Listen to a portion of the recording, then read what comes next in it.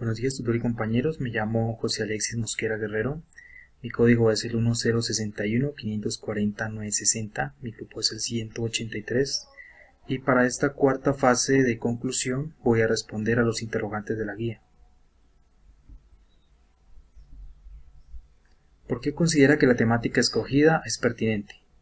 Bueno, el sector campesino es uno de los más importantes, ya que es del campo donde se producen los alimentos y materias primas, los cuales son fundamentales para el sostenimiento y desarrollo de las ciudades y de la nación.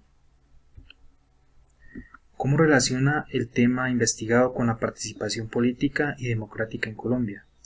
Bueno, históricamente al sector campesino no se le da la importancia que se merece por parte del Estado, ya sea por negligencia o por corrupción, siempre se termina beneficiando a las empresas y multinacionales, las cuales pueden vender sus productos, sus insumos, cada vez más costosos a los agricultores, mientras que los agricultores tienen que vender sus productos cada vez a precios más bajos.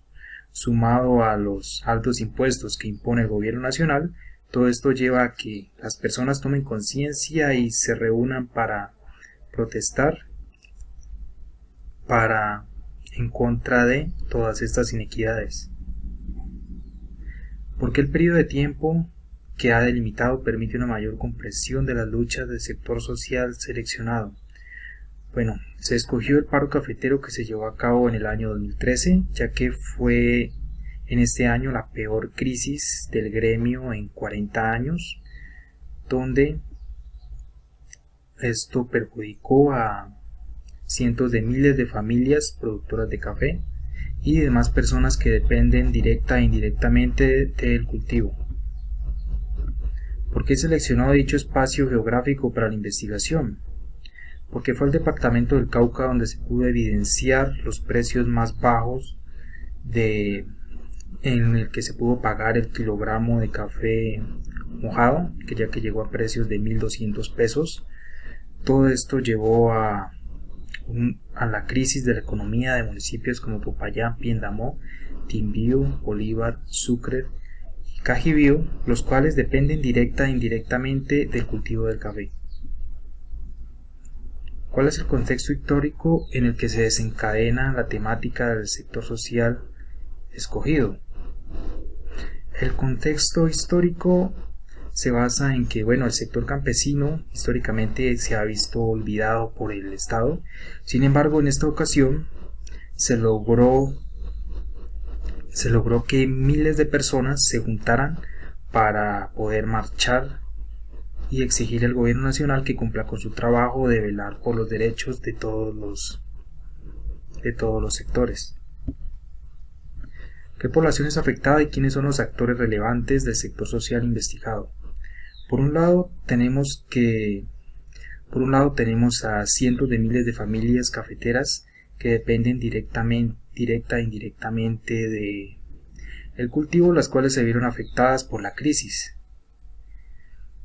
Y por el otro lado tenemos al gobierno nacional, el cual es negligente en función de velar por las necesidades, de suplir las necesidades de todos los sectores. ¿Cuáles hechos históricos influyeron en el contexto donde se desarrolló el movimiento del sector social que está documentado? El primero fue la crisis, una de las peores crisis que el gremio ha visto en 40 años. Y la otra es que se pudo lograr que cientos de miles de personas marcharan en pos de un bien común. ¿Cuál es el contexto actual de la temática? Se lograron cosas, una de ellas es el precio base del café en 70.000, sin embargo se siguen teniendo falencias, una de ellas es los altos precios de los insumos y de los impuestos. ¿Cuál es la relación de la temática investigada con el concepto de cultura política? Bueno, la relación se basa en que un sector, como por ejemplo el sector campesino, el cual ve que si el gobierno nacional no cumple con su deber de velar por sus derechos, Entonces ellos tienen todo el derecho de protestar para hacer que el gobierno nacional cumpla con las necesidades.